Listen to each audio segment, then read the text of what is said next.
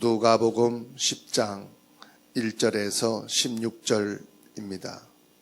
그 후에 주께서 따로 70인을 세우사 친히 가시려는 각 동네와 각 지역으로 둘씩 앞서 보내시며 이르시되 추수할 것은 많되 일꾼이 적으니 그러므로 추수하는 주인에게 청하여 추수할 일꾼들을 보내주소서 하라. 갈지어다 내가 너희를 보냄이 어린 양을 이리 가운데 보냄과 같도다. 전대나 배낭이나 신발을 가지지 말며 길에서 아무에게도 문안하지 말며 어느 집에 들어가든지 먼저 말하되 이 집이 평안할지어다 하라. 만일 평안을 받을 사람이 거기 있으면 너희의 평안이 그에게 머물 것이요 그렇지 않으면 너희에게로 돌아오리라. 그 집에 유하며 주는 것을 먹고 마시라. 일꾼이 그 삭슬 받는 것이 마땅하니라. 이 집에서 저 집으로 옮기지 말라. 어느 동네에 들어가든지 너희를 영접하거든 너희 앞에 차려놓은 것을 먹고 거기 있는 병자들을 고치고 또 말하기를 하나님의 나라가 너희에게 가까이 왔다 하라. 어느 동네에 들어가든지 너희를 영접하지 아니하거든 그 거리로 나와서 말하되 너희 동네에서 우리 발에 묻은 먼지도 너희에게 떨어버리노라. 그러나 하나님의 나라가 가까이 온 줄을 알라 하라. 내가 너희에게 말하노니 그날에 소돔이 그 동네보다 견디기 쉬우리라. 화 있을 저 고라시나 화 있을 저 벳세다야 너희에게 행한 모든 권능을 두로와 시돈에서 행했더라면 그들이 벌써 베옷을 입고 제에 앉아 회개하였으리라. 심판때에 두로와 시돈이 너희보다 견디기 쉬우리라. 가버나움아 내가 하늘에까지 높아지겠느냐 음부에까지 낮아지리라. 너희 말을 듣는 자는 곧 내 말을 듣는 것이요 너희를 저버리는 자는 곧 나를 저버리는 것이요 나를 저버리는 자는 나 보내신 이를 저버리는 것이라 하시니라. 아멘. 오늘 누가복음 10장 1절로 16절 말씀을 통해서 예수님께서 70인 제자를 따로 세우시고 70인 제자를 파송하시는 현장입니다. 이스라엘 나라가 최고로 어려울 때 그리스도가 오셨습니다. 우리도 지금 가장 어려운 시기입니다. 되돌아보면 항상 지금보다 어려운 시기가 아니었나 생각이 듭니다. 개인의 면면을 돌아보면 참 어려운 것들이 다 있죠. 또 문제들, 힘든 부분들이 다 있습니다. 그때마다 하나님께서는 우리에게 정확한 언약을 주시고 그리스도의 답을 갖고 새롭게 출발할 수 있도록 말씀을 주셨습니다. 누가복음 10장 19절 말씀을 보게 되면은 내가 너희에게 뱀과 전갈을 밟으며 원수의 모든 능력을 제할 권능을 주었으니 너희를 해칠 자가 결코 없으리라 말씀하셨습니다. 아무리 어렵고 개개인이 힘든 여건이라 할지라도 그것이 우리를 해칠 수가 없다는 말씀입니다. 하나님께서 우리에게 어마어마한 하나님의 자녀된 구원받은 신분을 주셨고 그 자녀들에게 따르는 권능을 주셨다고 말씀했어요. 그러면서 말씀하시기를 너희를 해칠 자가 결코 없으리라. 그 문제가 우리를 무너지게 할 수가 없다. 우리에게 있는 어려움이 절대로 우리를 멸망시킬 수가 없다. 우리의 신분과 하나님이 주신 보좌의 그 축복은 절대적인 것입니다. 그렇지만 저와 여러분들이 교회 와서 예배를 드리고 기도해서 응답을 받고 복음을 누리지만 문제가 항상 있죠. 이 문제는 살아있는 한은 계속 있게 될 것입니다. 그렇지만 문제가 절대 문제될 수 없는 것은 요 안에 2절 말씀을 보시면 추수할 것이 많다 그러십니다. 추수할 것은 많은데 일꾼이 적으니 그러므로 추수하는 주인에게 청하여 추수할 일꾼을 보내달라고 구하라. 이렇게 말씀하시네요. 우리에게 문제가 많이 있다는 뜻입니다. 그렇지만 문제를 보지 말고 그 문제 속에 추수할 것이 더 많다. 사람이 살아가는 동안 문제가 없는 경우 없다 이 말이지요. 경제, 가족, 부부간의 자녀와 사회 속에 문제와 갈등은 끊임이 없다 이 말이에요. 우리가 전부 말할 수 없지만은 많은 문제들을 가지고 있다. 그러나 그 문제만 바라본다면 그 문제가 결국은 염려가 되고 불신앙이 되고 원수가 이 문제를 가지고 우리를 완전히 낙심하게 하고 멸망의 길로 가게 한다. 그렇다면 저와 여러분들이 여기에서 어떤 답을 얻어야 되겠습니까? 추수할 것은 많은데 추수할 일꾼이 적다. 그래서 너희는 이 일꾼을 보내달라고 기도해라. 근데 예수님이 마태복음 11장 28절에 뭐라고 말씀합니까? 수고하고 무거운 짐진 자들아 다 내게로 오라. 내가 너희를 쉬게 하리라. 이 말은 무슨 말이에요? 아무리 문제가 많을지라도 많은 문제 속에 있다 할지라도 뭐란 말입니까? 너 개개인이 먼저 은혜를 받으라 이 말이에요. 개개인이 하나님의 축복을 받으라. 수고하고 무거운 짐진 자들을 오라고 말씀합니다. 예수님께서 오란 말은 무슨 말입니까? 부르셨단 말이에요. 누구를 부르십니까? 처음에 12 사도를 부르셨어요. 그리고 나중에 70인 제자를 부르십니다. 예수님께서 12 사도를 70인 제자를 부르실 때 문제 없는 자를 부르신 게 아니에요. 나는 아무 문제 없습니다.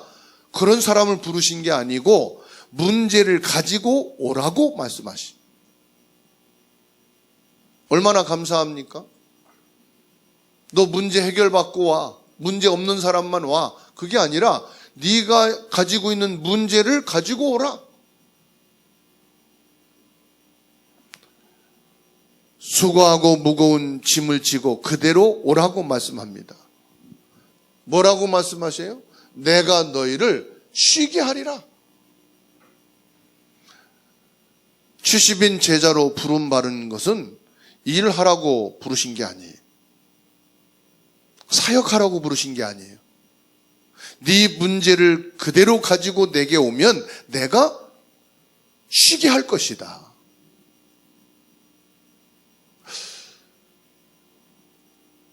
문제 속에 있는 여러분들이 먼저 주님께 나와 은혜 받는 시간 되시기 바랍니다. 사역하는 게 아닙니다.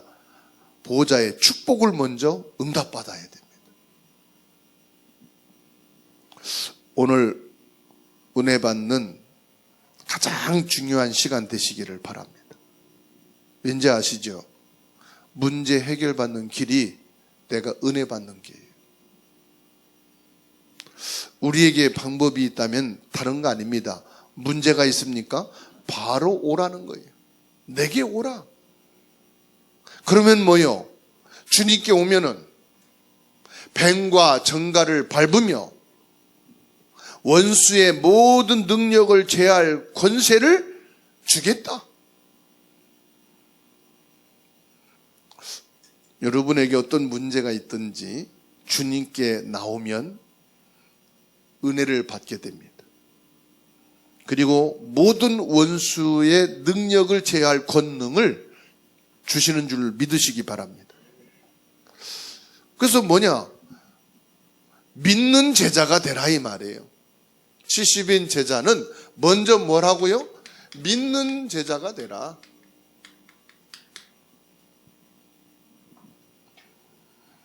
제어할 권세를 주었다고 말씀합니다. 너희를 결코 해할 자가 없으리라. 이 사실을 믿는 여러분 되시기 바랍니다. 오늘 우리를 부르신 이유가 뭔가를 아셔야 돼요. 나를 따라오너라. 내가 너희로 사람을 낚는 어부가 되게 하리라. 이걸 믿으셔야 돼요.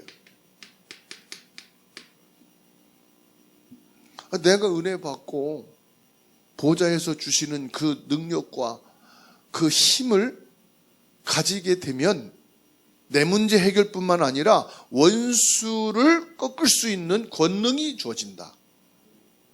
그리고 뭐요? 사람을 살리는 자가 된다. 사람 낚는 어부가 되게 하리라. 이 말은 내가 정말 은혜 받으면 하나님이 해결하시겠다. 해결해 주시겠다 이 말입니다. 내가 노력해야 할 일은 노력해야 되죠. 하나님이 그것도 다 하십니까? 내가 노력할 것은요, 은혜 받는 거예요.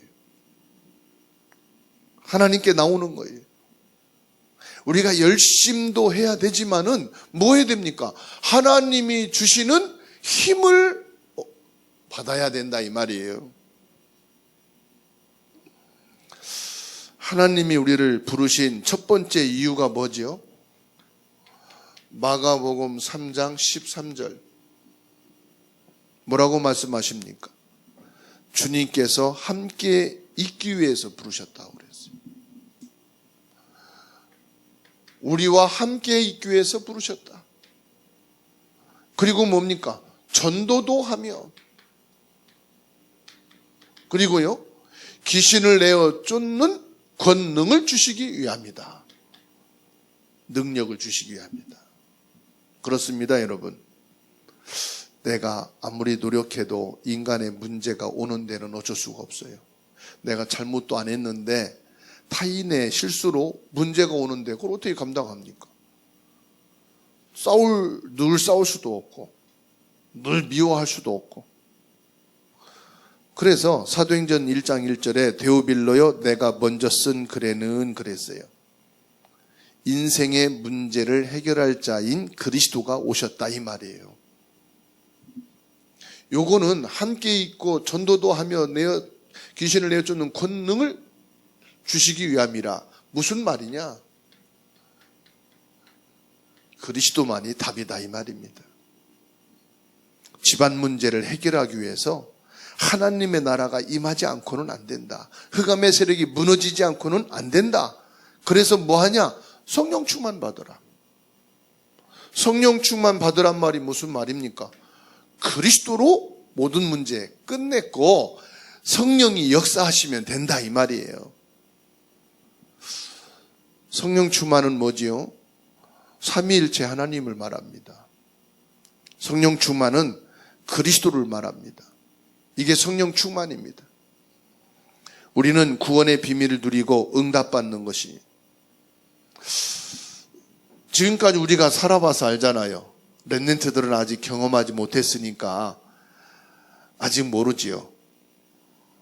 내가 노력으로 할 수 있는 것과 할 수 없는 것, 뭐가 더 많던가요? 내 노력으로 할 수 없는 게 더 많더라고요. 한다고 잘한다고 되는 것도 아니에요. 참는다고 되는 것도 아니에요. 열심 낸다고 되는 것도 아니에요. 인간이 노력해서 되는 일보다 노력해도 안 되는 게 더 많더라. 이게 인생을 살아오면서 가진 답이라. 그래서 70, 80 먹으신 분들한테 물어보세요. 야, 노력해도 되는 게 없더라. 이게 99%예요. 그래서 예수님께서 제자를 부르시고 70인을 부르셔서 오늘 2절에 말씀하신 것이 추수할 것은 많되 일꾼이 적으니 추수할 일꾼을 보내주소서라고 기도해라. 그것 때문에 우리를 뭘로 부르셨다? 사도로 부르시고 70인 제자로 부르셨다 이 말이에요. 현장에는 많은 문제들이 있다 이 말이에요. 도와주는 사람이 있는 것 같지만은 실제 답을 줄 사람이 없다. 그래서 너희를 12사도로 70인 제자로 부르셨다. 3절에서 8절 말씀 보게 되면은 아무것도 염려하지 말라. 3절에 내가 너희를 보냄이 어린 양을 이리 가운데로 보낸 것 같도다.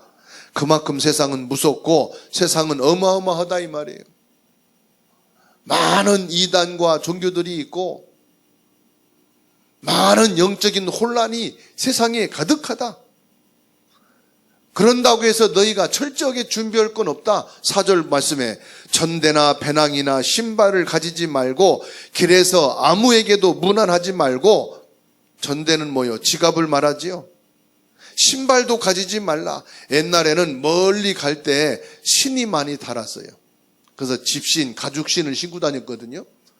그러면은 달아버리면은 버리고 아니면 뒤에다가 기워서 다시 신어야 되니까 보관하고 새 신발을 신고 다녔다고. 신발도 추가로 들고 다니지 말아라. 무슨 말이에요? 구원받은 여러분들은 지갑도 버리고 호주머니도 버리고 신발도 버리고 그냥 빈 털터리로 거지처럼 다니라 그 말입니까? 그런 의미가 아니에요. 아무것도 염려할 필요가 없다. 너희가 염려할 신분이냐? 아니다 이 말이요. 그리고 너희들이 모든 것을 다 갖췄다 할지라도 그게 완전하냐? 부족하다 이 말이에요. 전대, 신발 걱정하지 말라. 뭐란 말입니까? 믿음을 가진 제자가 되라 이 말이에요. 너희가 12사도로 부르고 70인 제자로 불렀다는 것은 추수할 주인이 뭐예요? 책임진다 이 말이에요. 여러분 추수 계절에 추수할 일꾼으로 딱 가게 되면 먹을 거 다 챙겨줍니다. 추수하는 것이 과일이면은 과일은 마음껏 먹으라고 합니다. 그렇죠? 싸가는 건 안 내어도 먹고 가는 건 다 허락해요. 추수할 일꾼의 모든 것을 다 보장하는 거예요. 하나님이 저와 여러분들의 모든 것은 다 보장할 거니까 믿는 제자만 되시기 바랍니다. 그래서 뭐라고 말씀하느냐? 추수할 곳을 보라. 추수할 곳을 보라. 너희를 부른 이유는 영적 문제를 해결하기 위해서 부르셨지만 추수할 곳을 바라보라. 5절에 어느 집에 들어가든지 먼저 말하되 이 집에 뭘 빌으라? 이 집에 평안을 빌라. 평안을 빌라는 말이 무슨 말입니까? 평안의 복음의 신을 신고 에베소 6장에 그랬죠? 복음을 말해라 이 말이에요. 그 집안에 하나님의 나라가 임하고 흑암이 꺾이려면은 그 집에 뭐가 있어야 됩니까? 평안의 복음, 그리스도가 필요하다. 9절에 말씀합니다. 거기 있는 병자들을 고치고 또 말하기를 하나님의 나라가 너희에게 가까이 왔다 하라. 여러분 가정에 하나님의 나라가 임하게 되기를 주의 이름으로 축원합니다. 여러분 가정에 하나님의 나라가 임하게 되어지면은 어떻게 되느냐? 지옥 같은 삶을 살고 있는 가정이 변화된다 이 말이에요. 지옥 같은 현장에 하나님의 나라가 임하게 되면은 불평, 원망의 마음에 상처 있는 사람들이 살아나고 회복된다 이 말이에요. 그리스도께서 너희와 함께 하기 위해서 부르셨다.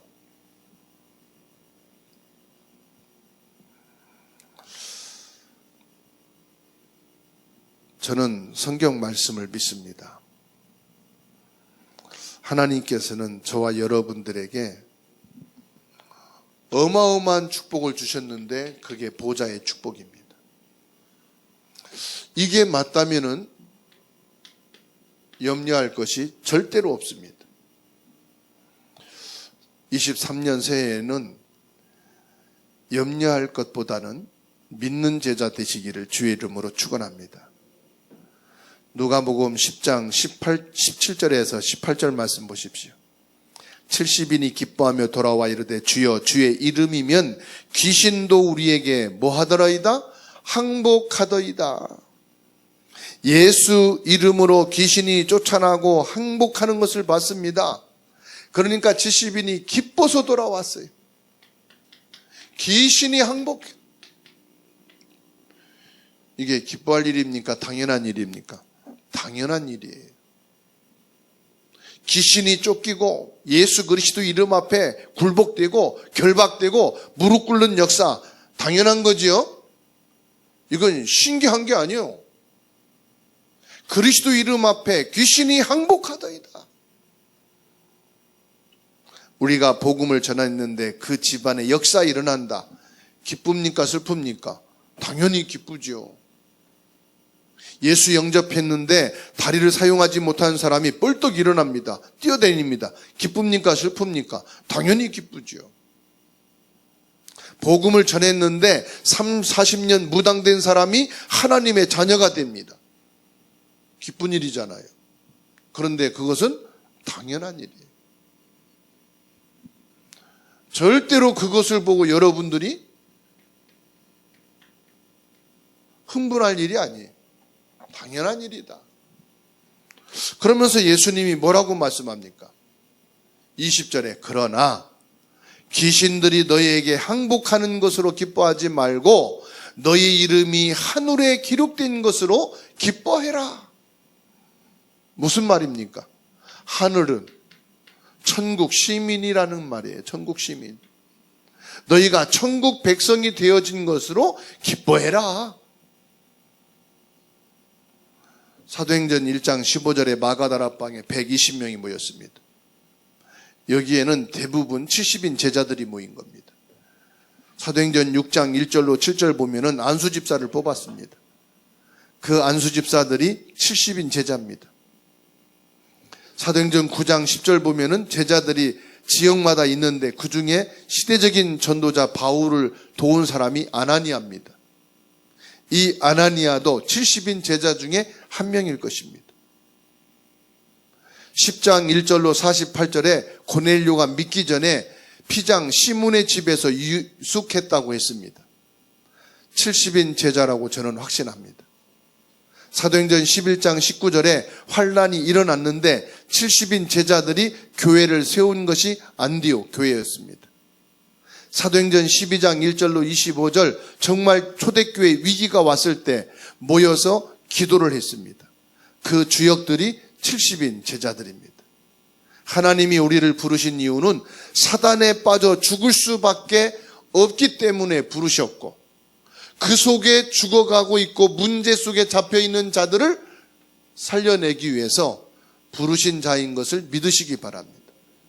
그래서 이제 저와 여러분들은 문제를 보지 말고 그 안에 추수할 것이 많은 전도 대상자를 보라 이 말이에요. 문제 속에서 답이 없이 방황하고 죽어가는 영혼들을 바라보고 예수 그리스도를 알기만 하면 이들이 산다. 방황하고 있는 자들을 그리스도의 이름으로 건져내는 것이 70인 제자로 주님이 부르셨다는 사실을 믿으시기 바랍니다. 그래서 두 번째로, 저와 여러분들은 염려할 자가 아니고요, 죽어가는 자를 살릴 자다. 70인 제자는 뭐냐? 살릴 자입니다. 시편 81편에 나를 청종하라, 내가 능한 손으로 원수를 제어하겠다고 말씀합니다. 청종하란 말은 무슨 말이죠? 하나님의 말씀을 듣고 순종해라, 이 말이에요. 시편 81편 10절에 하나님이 내 입을 크게 열라 내가 채우리라. 여러분, 진짜 기도응답 받으면 문제가 와도 괜찮습니다. 어려움과 문제가 올수록 입을 크게 열란 말은 기도하란 말이거든요. 절대로 낙심하고 염려하고 있지 마시고 기도하시기 바랍니다. 왜 그리스도가 내게 필요하냐? 왜 전도를 해야 하느냐? 이 답을 딱 얻고 우리가 23년을 시작해야 돼요. 내가 70인 제자로 왜 그리스도가 필요하지? 저는 답을 얻었어요. 그리스도가 한순간도 놓치면은 내 창세기 3장 문제가 나온다. 나라는 것이 나오고 내 것이 나오고 나의 성공을 위해서 살아야겠다. 이것이 순간 내게 침투해서 나를 딱 사로잡아버려. 나도 모르게 복음을 말하면서 바로 나를 위해서, 오직 그리스도 외치면서 나의 것을 위해서, 그리스도를 위한다고 하면서 내 성공을 위해서 하더라, 이 말이에요.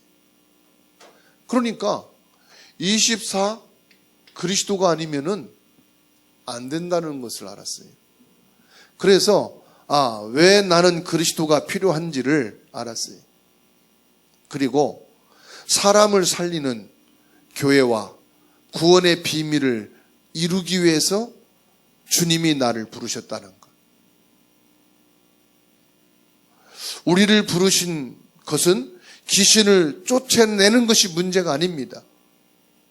누가복음 10장 20절에 너희 이름이 하나님 나라에 기록된 것으로 기뻐해라. 주사랑교회는 한국교회와 세계교회를 살릴 교회로 하나님이 세우신 줄 믿습니다. 그 축복을 주시기 위해서 우리를 부르셨다면 우리가 뭐 하느냐? 하나님께 은혜 받는 것에 우선순위를 두고 여기에 집중하는 것이다. 그러면 문제는 하나님이 해결하시는 거예요. 내가 문제를 해결하기 위해서 달려가고 내가 문제 해결하기 위해서 노력하는 것이 아니라 나는 하나님께 은혜 받는 것으로 집중할 때 내가 하나님 주시는 힘을 얻으면 하나님은 문제를 해결해 주신다, 이 말이에요. 참된 구원 사역을 이루기 위해서 저희를 부르셨습니다. 저와 여러분들이 세계복음화를 위해서 영적인 시스템을 갖춰야 돼요. 영적인 준비를 해야 됩니다. 우리가 축복받은 사람 만날 수 있도록 70인 제자를 부르셨어요. 나를 만난 사람이 축복받은 사람이다. 내가 70인 제자로 부름받았고 70인 제자의 축복을 가진 사람이기 때문에 나를 만나는 사람이 복된 사람이고 나를 만나는 사람은 살 수밖에 없다.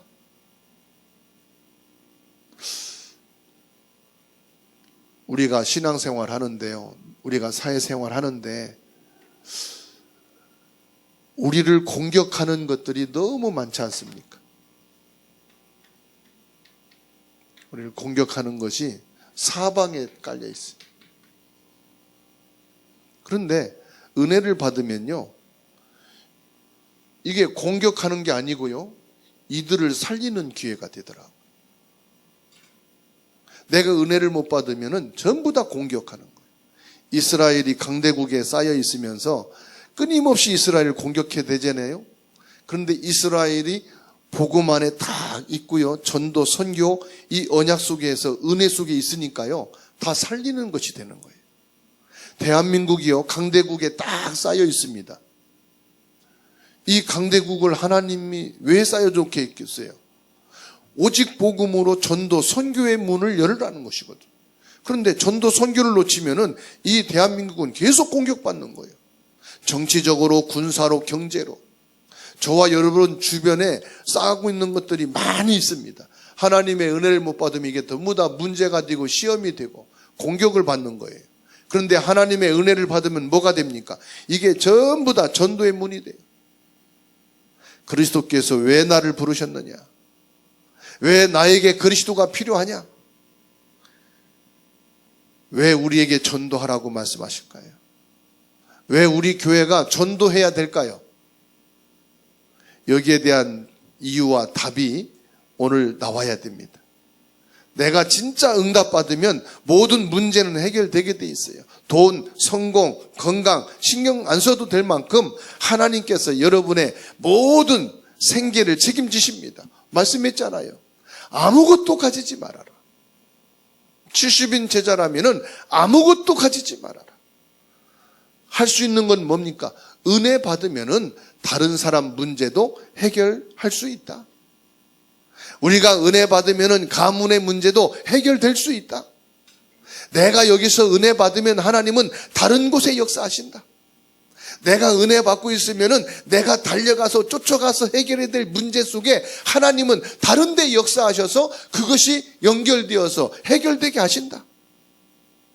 나는 지금 여기서 기도하는데 하나님은 천사를 보내셔서 다른 곳에서 역사하고 계신. 열왕기하 19장 35절에 히스기야 왕이 처음에는 이 머리 저 머리 잔머리 인본주의 다 쓰다가 안 되니까 기도했는데요.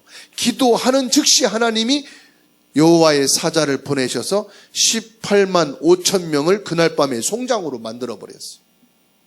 우리가 은혜 받으면 가정, 직장, 가족 살게 돼 있어요. 그것 때문에 나를 70인 조제로 하나님이 부르신 줄로 믿으시기 바랍니다. 그래서 결론입니다. 23년도에 저도 여러분도 제 1순위가 뭐냐? 은혜 받는 것으로 집중해라. 그러면 어떻게 목사님 은혜 받습니까? 모든 일이고 뭐고 중단하고 예배만 드리란 말입니까? 아닙니다. 은혜 받는 것을 최우선순위로 세우면 돼요. 어떤 경우에도 은혜 받는 것을 우선순위로 잡아라. 창세기 15장 6절 말씀은 보면요. 의인은 믿음으로 말미암아 사는 것이에요. 아브라함이 여호와를 믿으니 여호와께서 이를 그의 의로 여기셨다 그랬습니다.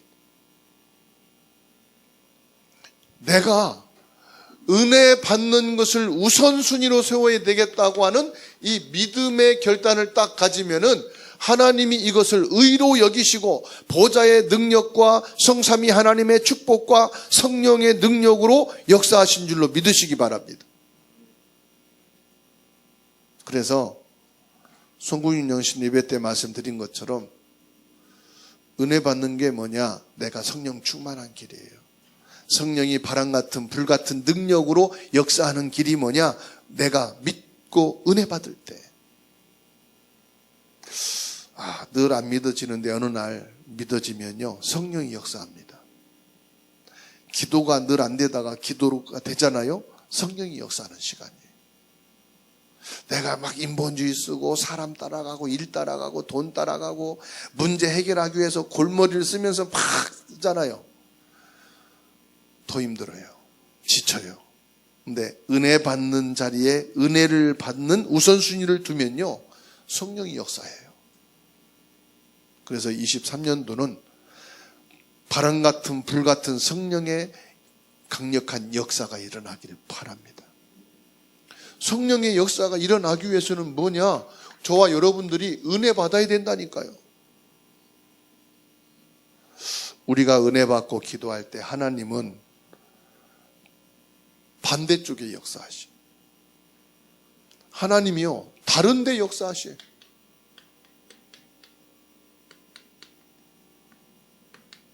그래서 이러면 내가 손해볼 거 아니냐? 절대로 하나님이 아십니다. 손해되지 않습니다. 우리 자녀 사업에 지금 하나님이 역사하시. 오늘 은혜 받는 시간 되기를 주의 이름으로 축원합니다. 기도하겠습니다. 하나님 감사합니다. 오늘 예배 시간에 성령께서 역사하심을 믿습니다.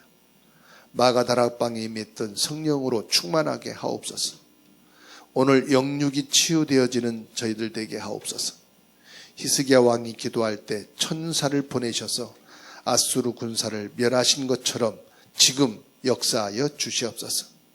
다니엘이 위기를 당하기 전에 천사를 보내사 사자의 입을 봉한 것처럼 70인 제자인 저희들이 은혜 받는 이 시간에 주의 천사를 보내셔서 모든 흑암의 세력에 입을 봉하시고 모든 흑암의 무너지는 역사가 있게 하여 주시옵소서.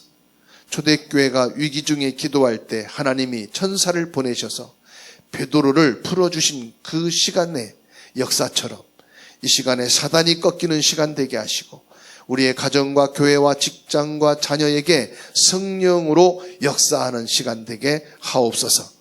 살아계시며 우리와 함께 계신 예수 그리스도의 이름으로 기도하옵나이다.